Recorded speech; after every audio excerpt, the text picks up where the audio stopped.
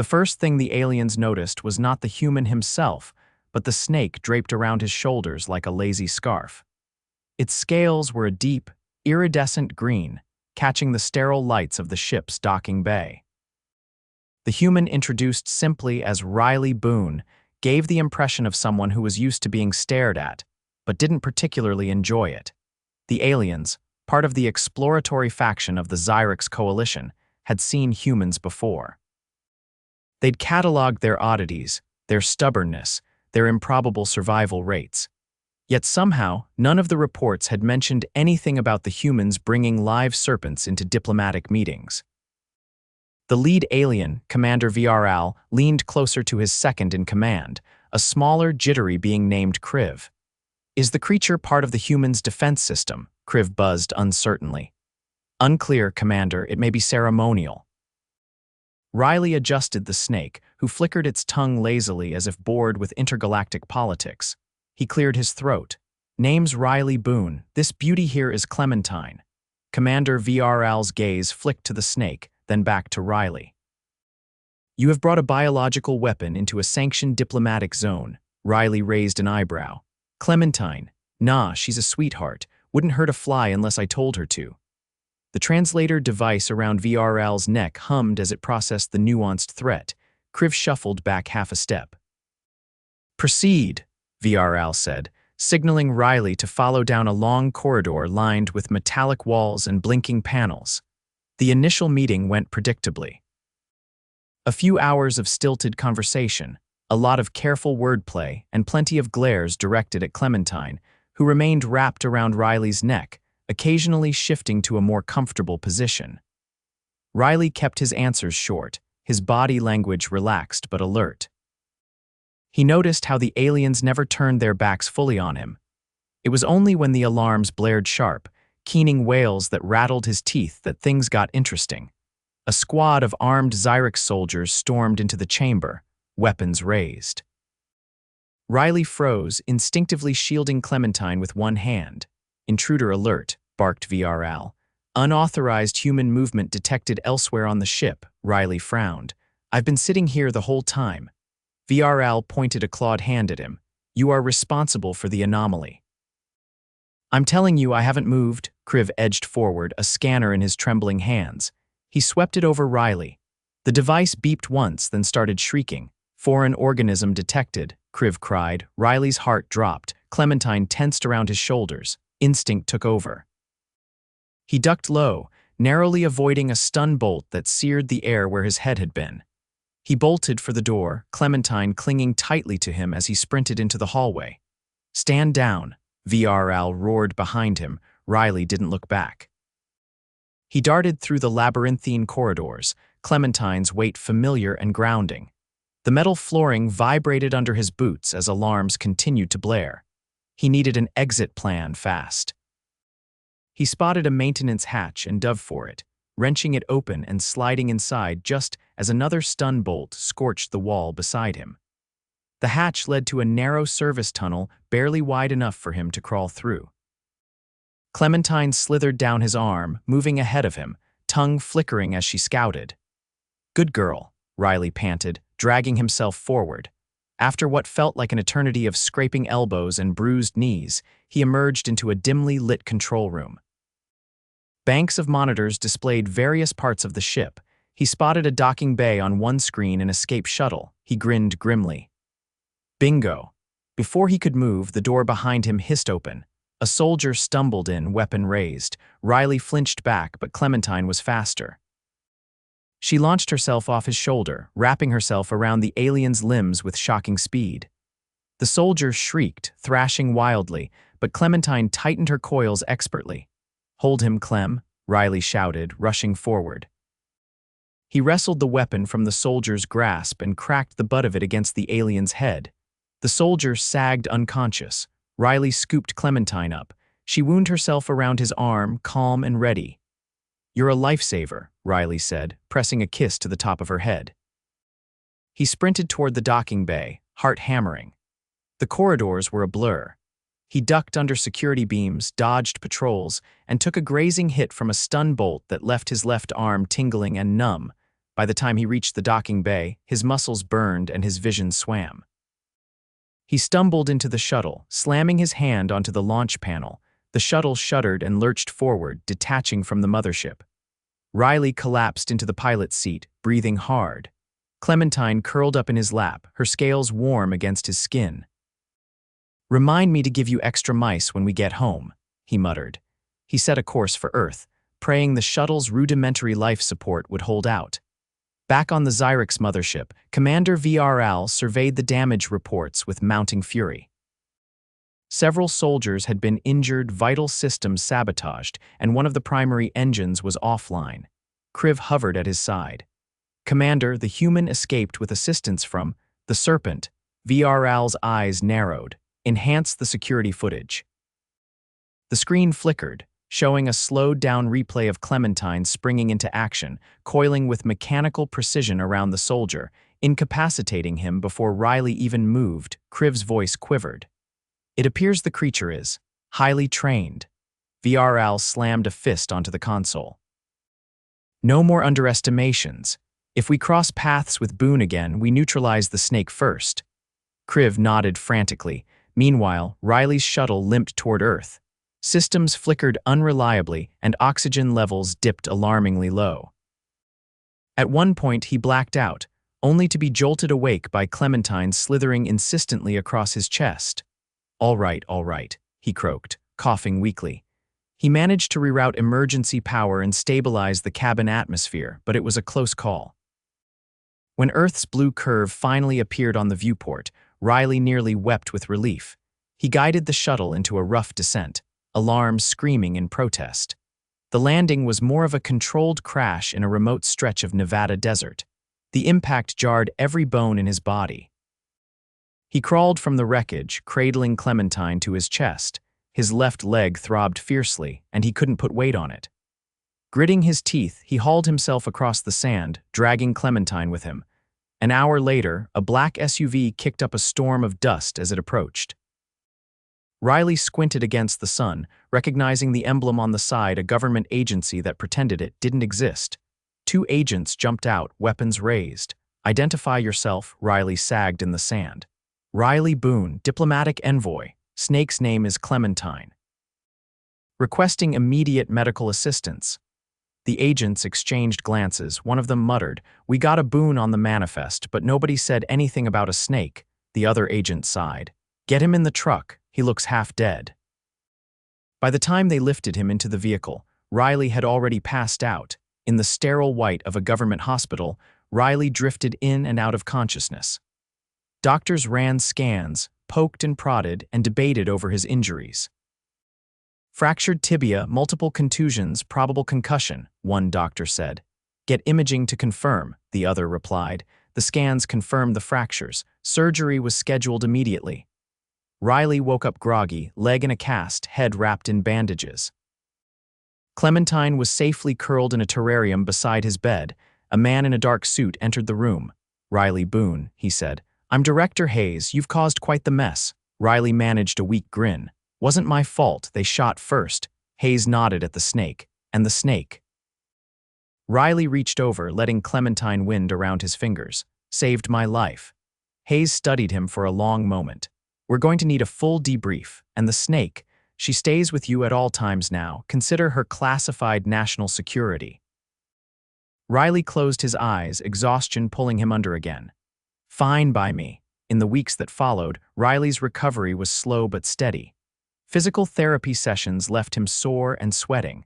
His leg ached constantly, but he pushed through the exercises, determined to regain full mobility. Clementine became a familiar sight at the rehab facility, draped over his shoulders as he limped through the routines. Hayes visited often, bringing updates. The Xyrix Coalition had filed an official complaint, accusing Riley of biological warfare. Earth's diplomatic corps laughed it off after all. It wasn't their fault the aliens underestimated a pet snake. One evening, as Riley sat on the hospital rooftop watching the sunset, Hayes appeared again. "You're cleared for active duty," Hayes said. Riley leaned back, Clementine coiled loosely around his arm. "What's next?" Hayes smiled thinly.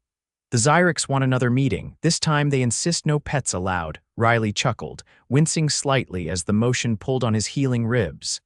Tell them Clementine's non-negotiable, he said. Besides, she's got diplomatic immunity now. Hayes shook his head, muttering something about crazy humans, and walked away. Riley watched the fading sun, feeling Clementine's warm weight against his skin. He knew the road ahead wouldn't be easy. Interstellar politics rarely were, but at least he wouldn't be facing it alone. Not without his secret weapon. 3 weeks after the shuttle crash, Riley found himself standing stiffly in front of a mirror, tugging at the collar of an unfamiliar black jumpsuit. The cast was gone, replaced by a supportive brace under his uniform, and while his ribs still ached if he breathed too deep, he could walk without a limp mostly. Clementine coiled neatly around his torso, just under the jacket, invisible but very much present. A sharp knock rattled the room's metal door. "Boone, you're up," barked a voice from the hallway. Riley grimaced.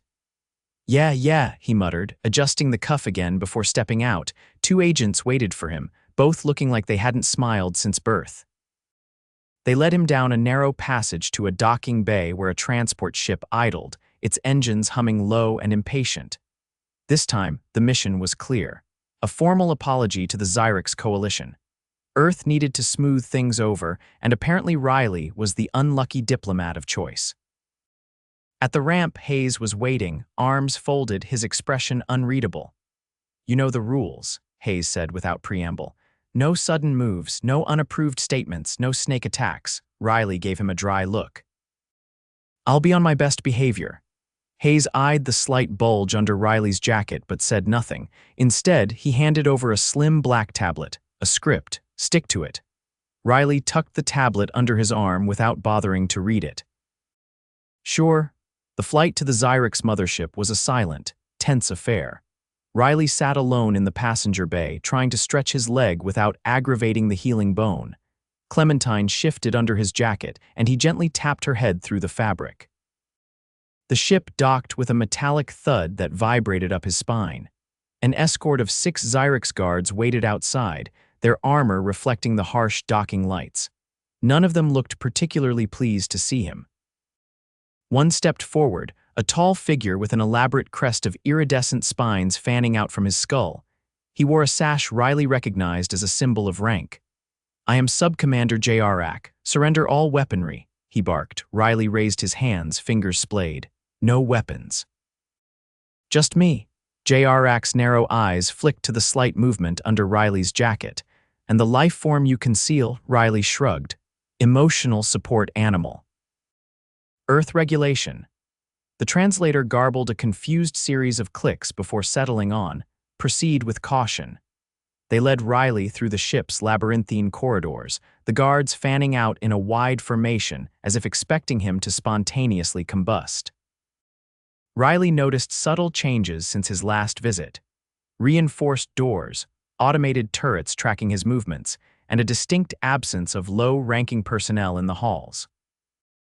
It took nearly 20 minutes to reach the central chamber, a cavernous room with a high ceiling and a circular table at its center. VRL was already seated there, flanked by several other high-ranking Xyrix, their faces impassive. Riley was instructed to stand at an isolated podium a few meters away from the table, close enough for conversation, far enough that a sudden leap would be impractical. VRL tapped a clawed finger against the table. "Human Boone. You are here to rectify your previous offenses." Riley offered a shallow bow, careful to keep his balance. "I am authorized to extend Earth's formal apologies for the misunderstanding."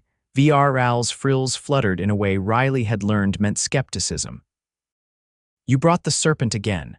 Riley fought the urge to roll his eyes. "Her name is Clementine. She's here for medical reasons." One of the Xyrix elders leaned toward VRL, whispering in low, crackling tones. VRL listened, his expression darkening. "We find your companion to be a threat to our security." Riley opened the tablet Hayes had given him, pretending to glance at the prepared statement. In truth, he already knew he wasn't going to stick to it. "With respect," Riley said, "Clementine is a non-combatant. She only acts when threatened." If your soldiers remain calm, there's no risk. The chamber fell into a tense silence, broken only by the faint hum of machinery overhead. VRL leaned forward. You suggest our soldiers were at fault, Riley smiled thinly. I'm suggesting that misunderstanding is a two-way street. For a long moment, no one spoke. Then VRL waved a hand and a holographic display flickered to life above the table. It showed security footage from Riley's last visit. Blurred images of him sprinting through corridors, Clementine launching herself with startling speed, and Xyrix soldiers crumpling. The images froze on a frame showing Clementine coiled around a soldier mid-strike. Our analysis indicates that the serpent exhibits tactical behavior, VRL said coldly. Such intelligence is not natural. Riley glanced down at his jacket, where Clementine's head was just barely poking out. She's smart, Riley said, but not unnatural. Humans have been working with animals for thousands of years. Dogs, horses, pigeons, even dolphins. VRL's eyes narrowed. Pigeons? Long story, different meeting. Another elder, this one with a deep scar running down his face, spoke up. Demonstrate, he said simply. Riley blinked. Excuse me, demonstrate control over the creature. Here, now, Riley hesitated, glancing at the guards who were already tightening their grips on their weapons. Fine, he said. He reached into his jacket and gently lifted Clementine out, letting her coil around his arm. The guards tensed visibly. Riley crouched, placing Clementine on the floor. She flicked her tongue, tasting the air. You said control, right? Riley said. He tapped the floor 3 times with his knuckles. Clementine slithered forward a few centimeters, then froze, waiting. Riley tapped twice more, a different rhythm. Clementine turned sharply left. He whistled a short, sharp note. Clementine reared up, her body forming an elegant S-shape, completely still. The room was deathly silent. That's basic, Riley said, standing carefully. She knows about a dozen commands. I can also get her to climb, retrieve objects, or hold a position for hours. One of the younger Xyrix at the table leaned forward, his frills quivering. This is beyond anticipated parameters for Terran fauna, he said. Riley shrugged. Adaptation. It's what we do. VRL tapped a claw against the table again, a harsh, grating sound. You claim that with sufficient training, any Earth organism could be weaponized. That's one way to look at it, Riley said. Or you could say we make allies out of what's around us. The scarred elder leaned back in his seat, his gaze thoughtful. Xyrix, however, was less impressed. He gestured sharply, and a small, hovering drone zipped into the room, stopping a few meters from Riley. Neutralize the drone, Xyrix ordered. Riley frowned. You want her to attack a machine? Yes, prove her versatility. Riley knelt and whispered to Clementine, scratching the back of her head. She flicked her tongue once, then turned toward the drone. Riley tapped the floor 4 times, then made a low clicking sound with his tongue. Clementine launched herself upward, wrapping around the drone in less than a second. The drone wobbled under her weight, spiraling erratically before crashing to the floor with a metallic clang. The Xyrix watching the scene collectively shifted back in their seats. Riley straightened, brushing dust off his knees. Happy now? VRL's face was unreadable. You have made your point, he said. Xyrix looked like he wanted to argue, but a subtle hand motion from VRL stopped him. You will attend a further demonstration tomorrow, VRL said. We must determine the full extent of your capabilities. Riley bowed again, his leg protesting slightly. Understood. They led him to a holding suite, afterward a surprisingly comfortable room compared to the bare cell he half expected. There was even a small, enclosed garden space attached, filled with alien plants that glowed faintly in the dim light. Riley sat on the edge of the low sleeping platform, pulling off his jacket and letting Clementine explore the room. You really showed off today, girl, he said softly. Clementine slithered up the leg of a glowing tree, wrapping herself lazily around a branch. Riley lay back, staring at the ceiling. Tomorrow's gonna be a circus, he muttered. He closed his eyes, feeling the slow, rhythmic pulse of the ship's engines through the floor. His ribs twinged with every deep breath, but he was too tired to care. Clementine's faint weight high up in the tree was somehow comforting. Several hours later, he was woken by a soft chime and the door sliding open. A Xyrix he hadn't seen before entered, carrying a tray of food. The alien set it down without a word, eyeing Clementine warily before backing out. Riley sat up, inspecting the tray. Some kind of protein slab, a few unfamiliar fruits, and a clear liquid that smelled faintly metallic. He poked the slab suspiciously. "Bet you're glad you're cold-blooded," he said to Clementine. She didn't respond, obviously, but he still felt better having her there. He picked at the food, managing to choke down most of it. His stomach rebelled at first, but after a few minutes, he felt marginally human again. As he cleaned up, he noticed a small device blinking silently on the wall, a surveillance unit, no doubt recording his every move. He gave it a lazy wave. "Hope you're taking notes." Clementine curled tighter around her branch, settling in for the night. Riley stretched out on the sleeping platform, wincing as his leg twinged. Tomorrow was going to be another long day. But for now, he had a roof over his head, a snake in a tree, and the satisfaction of knowing that somewhere behind the cameras, a dozen paranoid aliens were probably having emergency meetings about a human and his pet. He smiled to himself as sleep pulled him under. The next morning, Riley woke to a mechanical chime and the faint scent of something vaguely citrusy seeping into the room. He sat up slowly, his back protesting the thin mattress, and spotted a tray already placed inside the small garden enclosure. Clementine was stretched lazily across 3 branches, her skin gleaming under the bioluminescent plants. He rubbed a hand over his face and limped toward the tray. It had another protein slab, this one a dull purple, and a cup of murky water, no utensils. He grunted and picked up the slab with 2 fingers, sniffing it carefully before taking a tentative bite. It tasted faintly like burnt toast dipped in vinegar, but it stayed down, which was good enough. At some point during his chewing, the door slid open without warning. 2 guards entered, weapons holstered but hands hovering close to the grips. They were followed by a shorter Xyrix official wearing a deep crimson sash. "You will accompany me," the official said, gesturing sharply. Riley swallowed the last of the slab, wiped his fingers on his pants, and whistled softly. Clementine uncoiled from the tree and dropped to the floor with a soft thud, slithering toward him. "Lead the way," Riley said. The trip through the corridors was brisk. No one spoke. Every so often, Riley caught glimpses through the heavy glass of observation decks. Small groups of Xyrix scientists watching him pass, their frills trembling with what he guessed was a mix of curiosity and apprehension. They arrived at a massive hall, cavernous and brightly lit. In the center was a slightly raised platform, surrounded by rows of Xyrix officials and military personnel. A few humans sat in the back rows, wearing the same black uniform he had been issued, their faces tense. He was ushered onto the platform, while Clementine curled quietly around his left arm. A figure approached from the far side of the room. VRL, unmistakable even at a distance, his gait measured and deliberate. Flanking him was an elder Riley hadn't seen before, taller than the others, with a faded silver pattern along his forearms. VRL spoke without preamble. "Today's demonstration will determine the validity of your claims. Should you fail, our agreement with your species will be reconsidered." Riley nodded once. "Understood." A heavy clunk echoed through the hall as a large crate was wheeled onto the floor by 2 mechanical drones. The crate shuddered violently, something inside slamming against the walls. VRL gestured at it. "You will neutralize the creature within using only your serpent and your wits. No tools, no external assistance." Riley's mouth went dry. "Define creature."